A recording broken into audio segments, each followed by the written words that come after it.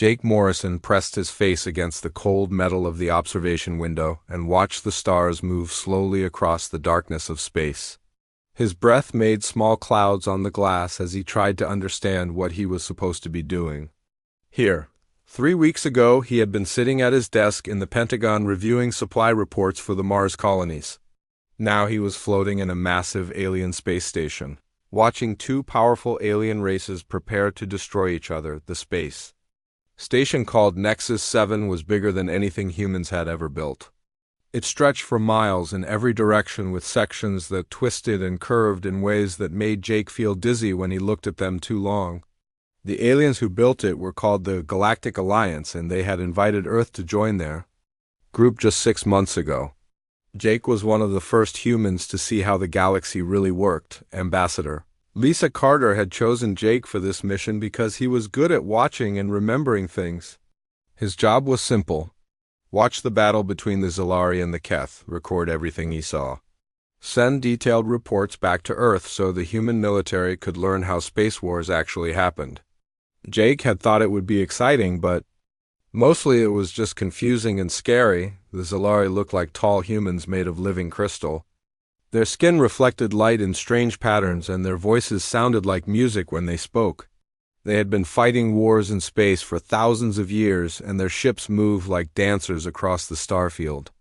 Jake had watched their fleet practice maneuvers for days and still could not understand how they made their vessels change direction so quickly. The Keth were different.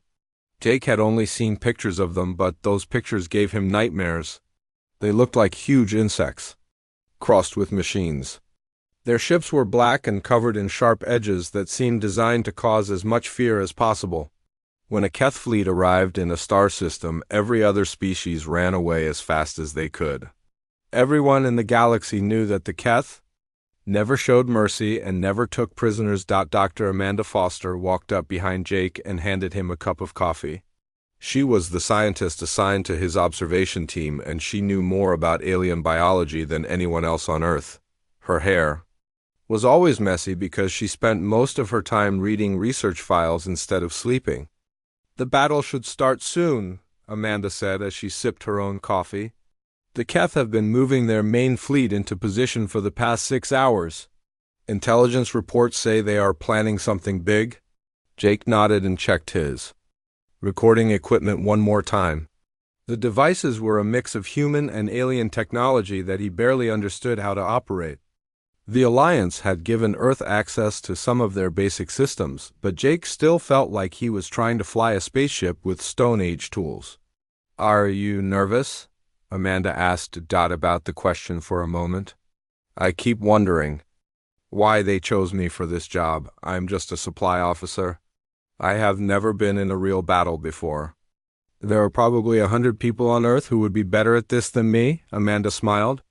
"Lisa Carter chose you because you notice things that other people miss. She said you have a gift for seeing patterns and understanding how systems work. That is exactly what Earth needs right now." The communication system crackled to life with the voice of Station Commander Vextai. The Zilari officer sounded tense as he spoke to the observation deck. "All personnel should prepare for combat operations. The Keth fleet has just entered the outer system and they are moving toward our position. Observer Morrison, please ensure your recording systems are active." Jake pressed the activation buttons on his equipment and felt the devices hum to life. Around him, banks of screens lit up showing different views of the space around the station. He could see the Zilari fleet spreading out in a defensive formation while sensors tracked the approaching Keth ships. "How many Keth vessels are coming?" Jake asked. Vextai checked his displays before answering. 47 combat ships including 3 dreadnoughts. The flagship is the Bone Render commanded by Admiral Thakmur himself. This will be one of the largest Keth attacks we have seen in decades. Jake had read about Admiral Thakmur in the briefing files. The Keth warlord had conquered 12 star systems and destroyed entire civilizations. His ship, the Bone Render, was 3 miles long and carried enough firepower to crack a planet in half. The fact that he was personally leading this attack meant the Keth considered this battle extremely important. The first Keth ships appeared on the long-range sensors as red, dots moving across Jake's screens. Even at this distance, he could tell they were moving faster than anything the Zalari had. The Alliance ships were graceful and smooth, but the Keth vessels looked like black daggers cutting through space toward their target. Why are they attacking? This system, Jake asked as he adjusted his recording angle to get a better view of the tactical displays. The Kepler 442 system contains rare minerals that both sides need for their weapons systems, Amanda explained. Control of this area would give either the Keth or the Zalari a major advantage in the war. Neither side can afford to let the other win here. Jake watched the red dots on his screen grow larger as the Keth fleet approached. Soon he could see the actual ships through the observation windows. They were exactly as terrifying as the pictures had suggested.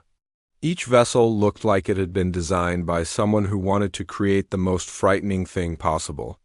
Spikes and sharp edges covered every surface, and the hulls seemed to absorb light instead of reflecting it. The Zalari fleet moved to intercept the attackers, and Jake found himself holding his breath as he watched. He had read about space battles, but seeing one about to happen in front of him was completely different. These were real ships with real crews who were about to try to kill each other with weapons that could destroy cities. Lieutenant Colonel Ryan Hayes joined Jake and Amanda at the observation window. He was the military advisor assigned to the Earth delegation, and he understood combat in ways that Jake never would. His face was grim as he studied the approaching fleets. The Zalari are outnumbered 2-1, Ryan said quietly. Their technology is better, but the Keth have more ships and more experience. This is going to be ugly. Jake activated another recording device and tried to position himself where he could see as much of the battle as possible. His job was to document everything so Earth could learn from what happened here. He had to get this right because human lives might depend on what he recorded today. The space around Nexus 7 was about to become a battlefield, and Jake Morrison was going to have the best seat in the house to watch it happen. The first exchange of weapons fire lit up space like a deadly fireworks display. Jake watched through his recording equipment as bright beams of energy crossed the distance between the two fleets in seconds. The Zalari ships fired weapons that looked like streams of liquid starlight, while the Keth responded with dark red energy that seemed to eat light as it moved through space. Jake tried to keep his hands steady as he operated the recording devices, but the battle was unlike anything he had imagined. The ships moved so fast that his eyes could barely follow them, and the weapons created explosions that turned the darkness of space into a chaotic light show. Every few seconds another blast would rock the observation station, and Jake would have to grip his equipment to keep it from falling. "The Bone Render is moving into attack position," announced Commander Vextai from his command station. The Zalari officer's crystal skin was glowing brighter than usual, which Jake had learned meant he was under stress. "All ships prepare for the main assault." Through the observation window, Jake could see the massive Keth dreadnought emerging from behind a cluster of smaller vessels. The ship was so large that it blocked out stars as it moved, and its hull was covered in weapon ports that glowed with barely contained energy. Jake had read that the Bone Render carried more firepower than the entire Earth space fleet, but seeing it in person made those numbers feel real in a way that terrified him. Admiral Thakmer's voice crackled through the communication system with a sound like metal grinding against stone. The Keth warlord spoke in his own language first, and then the translation system converted his words into something Jake could understand. "Zalari cowards, your defenses are pathetic. Surrender now, and we will make your deaths quick. Resist, and we will turn your bones to dust and scatter them across this worthless system." The Zalari commander responded with words that sounded like angry music. "Keth Butcher, your threats do not frighten us. We have faced your kind before and sent you running back to your dark holes in space. Today will be no different."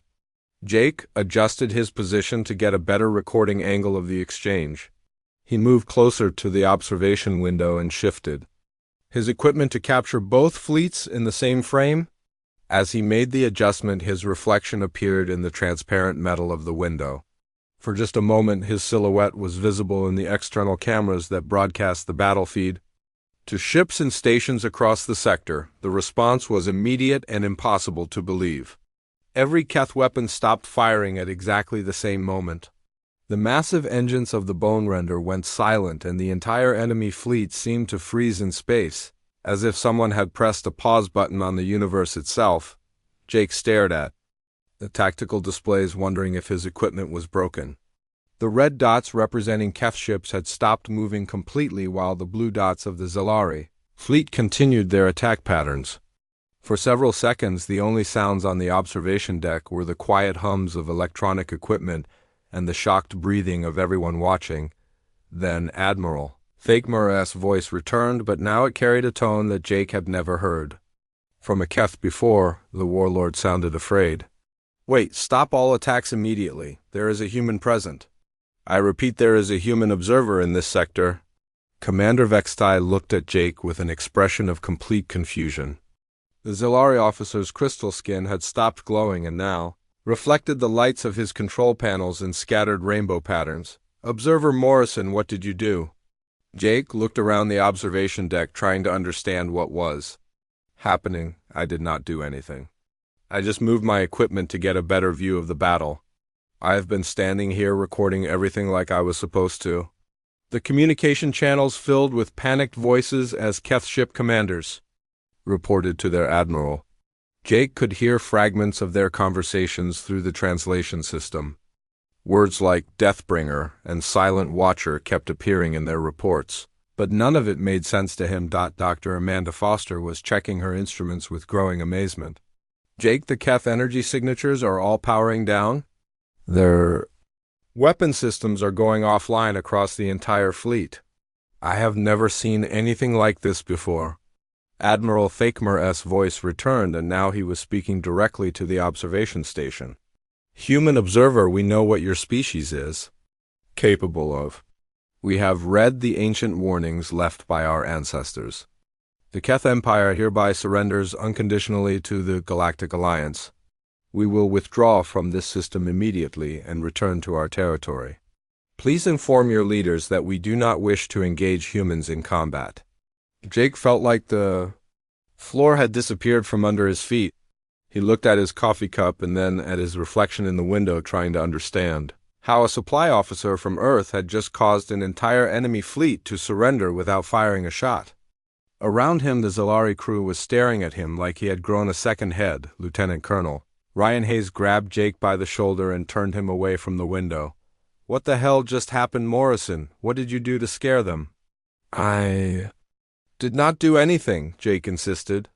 "I was just standing here recording the battle like you told me to.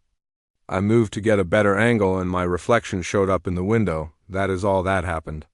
Commander Vextai was speaking rapidly into his communication system, calling for emergency diplomatic channels to be opened. The Zalari officer kept looking at Jake while he talked, as if he expected the human to suddenly reveal that he was carrying secret weapons or had hidden combat abilities. Dr. Amanda Foster was running scans on Jake with her portable equipment. "Biologically, you are completely normal, Jake. No unusual energy signatures or hidden implants. According to my instruments, you are exactly what you appear to be. A standard human male with no special abilities or modifications."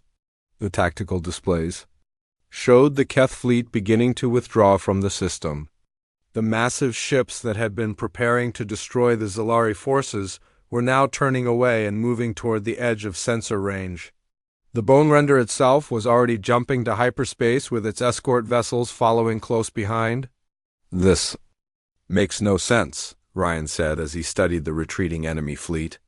"The Keth do not surrender, ever. They would rather die fighting than give up a battle they were winning.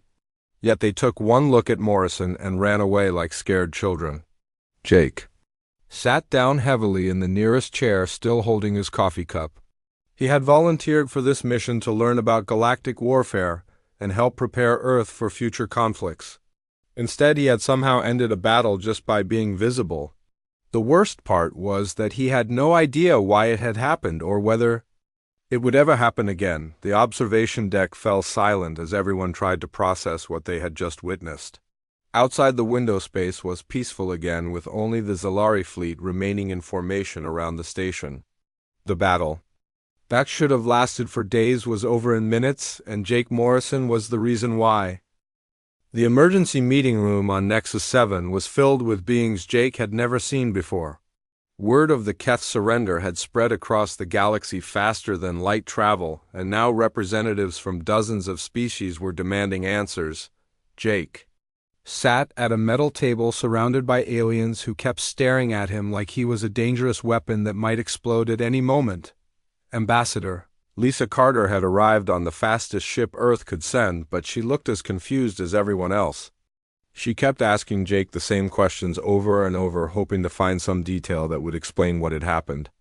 Behind her stood Captain Bobby Chun, who commanded Earth's reconnaissance vessel, New Horizons, and Colonel Linda Martinez, who was supposed to be an expert on alien psychology.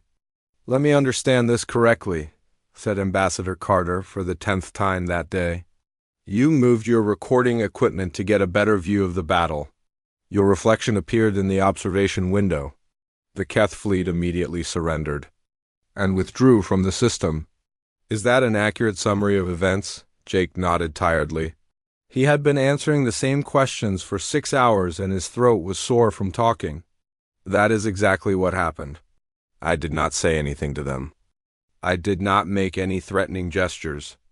I did not even know they could see me until they started talking about humans being present." Dr. Helen Park was sitting across from Jake taking notes on a tablet computer.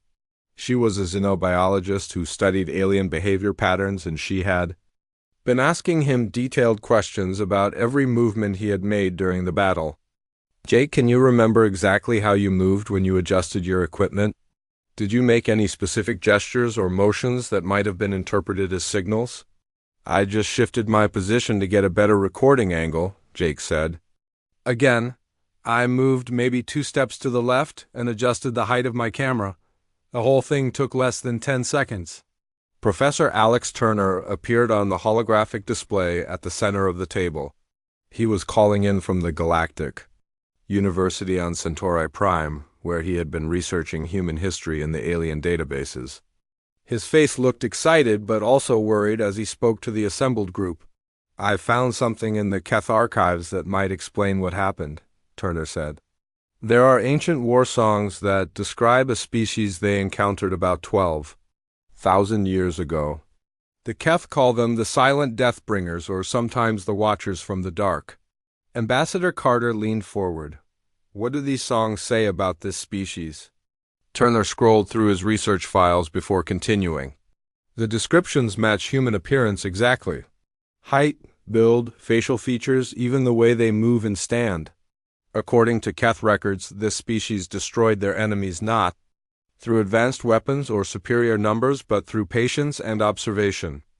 Colonel Martinez stood up and walked to the holographic display. "What kind of tactics did they use?" "The Keth describe how these beings would position themselves where they could observe everything that happened in a battle.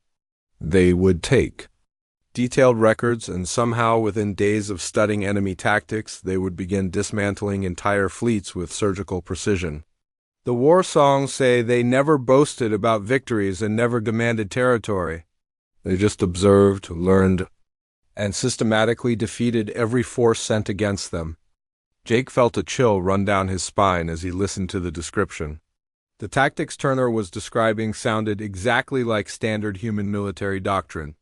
Observe the enemy, identify weaknesses, adapt strategies based on what you learned, and use superior intelligence to overcome technological disadvantages. Dr. Amanda Foster had been quiet during most of the meeting, but now she raised her hand to speak.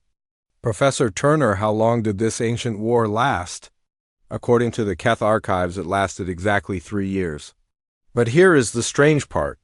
The war ended not with a final battle, but with the complete withdrawal of the Keth Empire from that entire section of the galaxy. The war songs describe how their greatest admiral encountered a single member of this species on an observation platform during what should have been their final victory. Captain Chun looked at Jake with growing understanding. "What happened during that encounter?" Turner checked his files again. "The Keth admiral saw the observer watching and recording the battle. According to the song, the being made no threatening moves and carried no visible weapons. But the admiral immediately ordered his entire fleet to withdraw because he knew that anything they did would be studied and used against them later. The room fell silent as everyone processed this information. Jake looked at his hands and tried to imagine himself as some kind of legendary warrior that could frighten entire fleets just by being present. It seemed impossible, but the evidence was right in front of them. "There is more," Turner continued. "I found similar stories in the archives of 17 other species. All of them describe encounters with beings that match human appearance. All of them describe the same tactics of observation and learning. And all of them end with those species either surrendering or withdrawing rather than continuing to fight." Dr. Park looked up from her notes with a puzzled expression. "But that makes no sense. 12,000 years ago, humans were still using stone tools on Earth. We had not even developed agriculture yet. How could we have been fighting wars in space?" Jake felt everyone's eyes turn toward him again. He was just a supply officer who had volunteered for an observation mission. The idea that he represented some kind of ancient warrior tradition was ridiculous, but the facts were undeniable. The Keth had taken one look at him and run away rather than continue a battle they were winning. Lieutenant Colonel Kate Sullivan entered the meeting room carrying a stack of data files. She was Earth's new military attach, and she had been analyzing the ancient battle reports that Professor Turner had discovered. Her expression was serious as she addressed the group. "I have been reviewing the tactical descriptions in these Keth war songs," Sullivan said. "The combat methods they attribute to this ancient species are identical to current human military doctrine, not similar." Identical. "Every strategy they describe is something we teach at our military academies today." Ambassador Carter stood up and began pacing around the room. "Are you suggesting that humans have encountered the Keth before? That somehow we fought a war with them 12,000 years ago?" "I am not sure what I am suggesting," Sullivan replied. "But the evidence indicates that either human civilization is much older than our historical records show, or something else is happening here that we do not understand."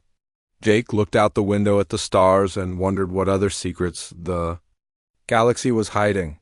He had come here to learn about alien warfare, but instead he had discovered that humanity apparently had a reputation as legendary warriors that stretched back thousands of years. The problem was that nobody on Earth remembered fighting these ancient wars or knew why entire alien fleets would surrender at the sight of a single human observer. Dr. Peter Clark arrived on Nexus 7, 3 days after the surrender, carrying the largest collection of ancient alien artifacts that Jake had ever seen. The xenorchaeologist had spent his entire career studying the remains of dead civilizations, and he moved through the research lab like a man who had found the greatest treasure in the galaxy. Jake watched Clark unpack boxes filled with stone tablets, metal fragments, and crystalline data storage devices that were older than human civilization. Each item had been carefully preserved and labeled with locations spanning dozens of star systems.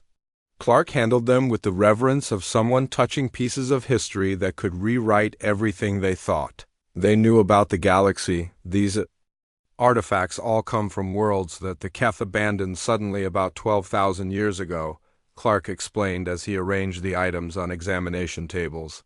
"The Keth Empire controlled over 300 star systems at that time, but they gave up nearly 50 of them in the span of just 3 years. Every archaeological site tells the same story of rapid withdrawal." Lieutenant Amy Foster was operating scanning equipment that analyzed the artifacts without damaging them.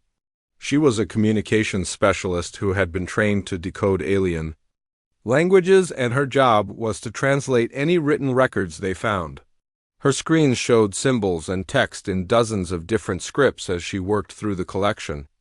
"The interesting thing is that the Keth did not just retreat from these systems," Clark continued. "They deliberately destroyed most of their own installations before leaving.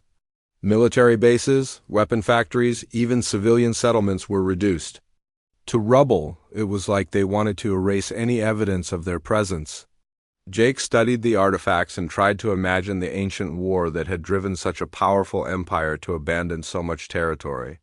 The Keth he had encountered were proud and aggressive warriors who would rather die fighting than give up valuable resources. The idea that they had willingly destroyed their own colonies was almost impossible to believe. Dr. Rachel Green appeared on the holographic communicator with an expression of excitement mixed with confusion. She was calling from Earth, where she had been analyzing genetic samples and archaeological data from human dig sites. Behind her, Jake could see the familiar blue sky and white clouds of home, which felt strange. After spending weeks surrounded by alien technology, I have been running genetic analysis on every sample we have from ancient human populations, Green said. I compared them with the biological descriptions we found in the alien archives. The DNA sequences are identical down to the smallest detail. Whoever the Keth encountered 12,000 years ago shared our exact genetic makeup. Ambassador, Carter looked up from the reports she had been reading. Is it possible that humans left Earth much earlier than our historical records show? That is what I thought at first, Green replied. But I have been studying our archaeological sites more carefully. The quantum signatures at some locations have always been anomalous. They show energy patterns that should not exist in normal matter. Colonel Martinez joined the conversation from her position near the artifact tables. What kind of energy patterns? Green scrolled through data on her screen before answering. Temporal displacement signatures, the same kind of quantum effects that theoretical physicists predict would result from time travel technology. The signatures are faint, but they are definitely there. Jake felt like the room had started spinning around him. The suggestion that time travel might be involved in the mystery made everything even more confusing than it already was. He looked at his reflection in one of the scanning screens and wondered if he was seeing the face of someone who had not been born yet. Dr. Clark picked up one of the stone tablets and held it under a bright examination light. Amy, have you been able to translate any of the inscriptions on these artifacts? Lieutenant Foster nodded and activated a holographic display that showed the tablet's text alongside her translation. This one appears to be a Keth military report from the final battle of what they call the War of Endless Watching. It describes an encounter with what they call the Observer of All Things. The translation appeared in floating text above the tablet as Foster read it aloud. The observer stood upon the platform of watching and recorded our movements with devices of unknown origin. Though it carried no weapons and made no threatening gestures, our Admiral Greakther ordered immediate withdrawal. The observer's presence meant that our tactics would be studied and our weaknesses discovered. No Keth warrior can defeat an enemy that learns from watching. Jake stared at the ancient text and felt a strange sense of recognition. The description of the observer matched exactly what he had been doing during the recent battle. Standing on an observation platform, recording everything with unknown devices, making no threatening gestures but still causing the enemy to retreat in fear, Captain Sheen was studying tactical displays that showed the locations where the ancient artifacts had been found. The pattern of Keth withdrawal matches standard human military doctrine for strategic retreat. They abandoned positions that could not be defended and consolidated their forces in areas with better defensive advantages. As if they were being advised by human military strategists, Colonel Martinez added. Professor Turner's voice crackled through the communication system from his research station. I found something else in the Galactic University archives. There are records from the Vorthan Collective that describe strange temporal anomalies in several star systems during the same time period as the Keth War of Endless Watching. Ambassador, Carter activated the main display screen to show Turner's research. What kind of temporal anomalies? Energy signatures consistent with chronological displacement technology. Ships and personnel appearing in locations where they should not exist according to normal spacetime mechanics. The Vorthan records describe these anomalies as brief but recurring over the 3-year period of the war. Dr. Green's image leaned forward on her communication screen. The quantum signatures I found at Earth archaeological sites match the energy patterns described in the Vorthan records. I think we are looking at evidence of the same temporal displacement events.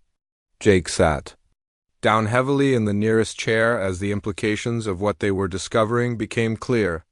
Somewhere in humanity's future, humans would develop time travel capabilities. A group of military observers would travel back 12,000 years and encounter the Keth Empire at the height of its power. Through standard human tactics of observation and learning, they would defeat an enemy that had conquered hundreds of worlds. The Keth did not surrender to me, Jake said quietly. They surrendered to the memory of humans who have not been born yet. They recognized me as one of the Watchers from their ancient legends, and they knew that fighting humans would only lead to their defeat. Dr. Clark looked up from his examination of the artifacts. If that is true, then we are not just discovering history, we are looking at our own future.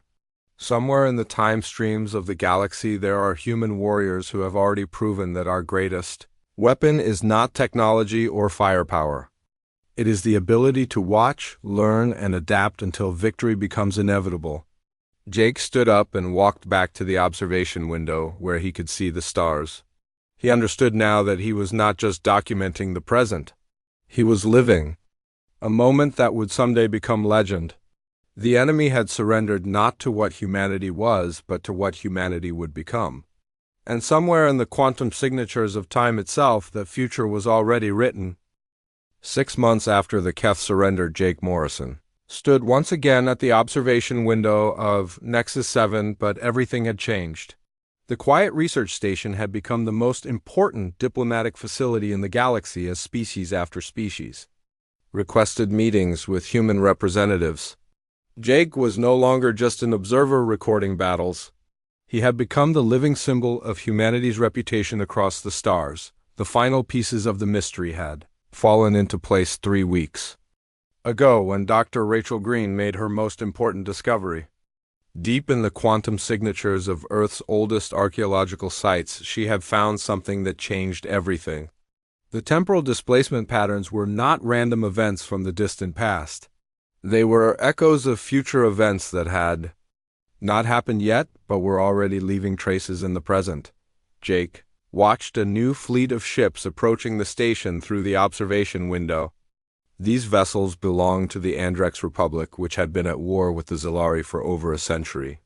Ambassador Lisa Carter had received word that the Andrex wanted to negotiate a peace treaty, and they had specifically requested that human observers be present during the talks. "It is happening again," said Dr. Amanda Foster as she joined Jake at the window.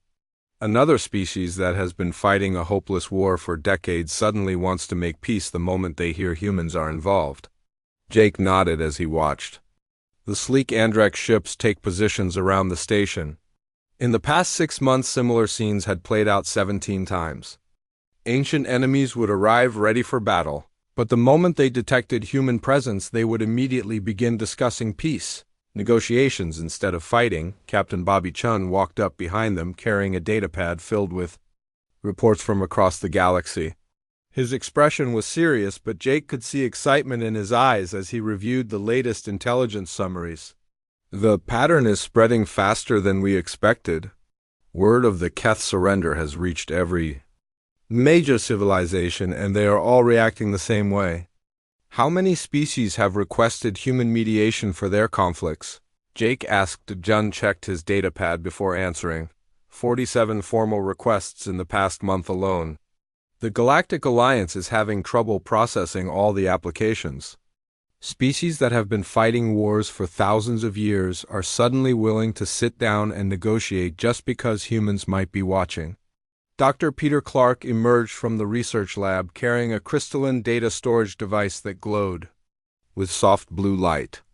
His face showed the satisfaction of someone who had finally solved a puzzle that had been troubling him for months. "I decoded the final Keth War song last night.